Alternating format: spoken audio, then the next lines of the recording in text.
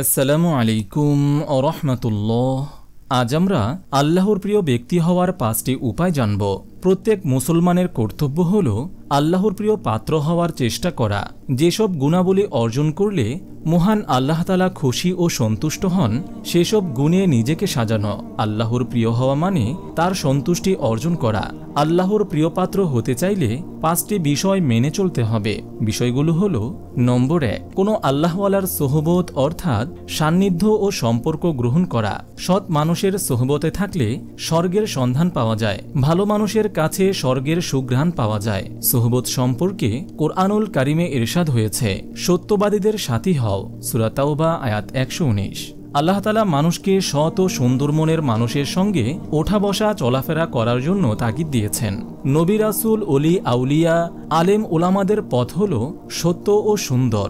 সৎ মানুষের সোহবতে মানুষ জান্নাতি হয়ে যায়, বিপদগামী মানুষ হেদায়াত পায়। এ প্রসঙ্গে কোরআনুল কারিমে ইরশাদ হয়েছে, তোমরা কল্যাণমূলক ও ক্ষুধাবিরতার কাজে পরস্পর সহযোগী হও, মন্দ ও সীমা লঙ্ঘনের কাজে পরস্পরের সহযোগী হও না। সূরা মাইদা আয়াত 2। নম্বর 2, নিয়মিত আল্লাহর জিকির করা। আল্লাহ তাআলা বান্দাদের বেশি বেশি জিকির করার নির্দেশ দিয়েছেন। পবিত্র কোরআনে বর্ণিত হয়েছে, হে মুমিনরা, তোমরা আল্লাহকে অধিক পরিমাণে স্মরণ করো এবং সকাল সন্ধ্যায় তার পবিত্রতা ঘোষণা করো। সূরা আহজাব আয়াত 41 থেকে 42। আল্লাহর প্রিয় হতে চাইলে সবসময় আল্লাহর জিকির করতে হবে। দাঁড়িয়ে বসে এমনকি শুয়ে যেভাবে পারা যায় আল্লাহকে স্মরণ করতে হবে। যেমন আল্লাহ তাআলা বলেন, যারা দাঁড়িয়ে বসে ও শায়িত অবস্থায় আল্লাহকে স্মরণ করে এবং চিন্তা ও গবেষণা করে আসমান ও জমিন সৃষ্টি বিষয়ে, তারা বলে, হে পরওয়ারদিগার, এসব আপনি অনর্থক সৃষ্টি করেননি। সূরা আলী ইমরান আয়াত 191। নম্বর 3, গুনাহের কাজ থেকে বিরত থাকার জন্য সবসময় চেষ্টা করা। চলাফেরায় সবসময় মানুষের গুনাহ হয়ে যায়। প্রবৃত্তির তাড়নায় কোনো গুনাহের কাজ সংঘটিত হওয়ার সম্ভাবনা তৈরি হলে দ্রুত তা থেকে ফিরে আসা। কারণ আমাদের সমাজে সাধারণত চলতে গেলে ইচ্ছা বা অনিচ্ছায় আমাদেরকে বিভিন্ন ধরনের গুনাহের সম্মুখীন হতে হয়। তাই আমরা যদি এসব গুনাহ থেকে বেঁচে থাকতে চাই তবে আমাদেরকে গুনাহের পথসমূহকে বন্ধ করে দিতে হবে।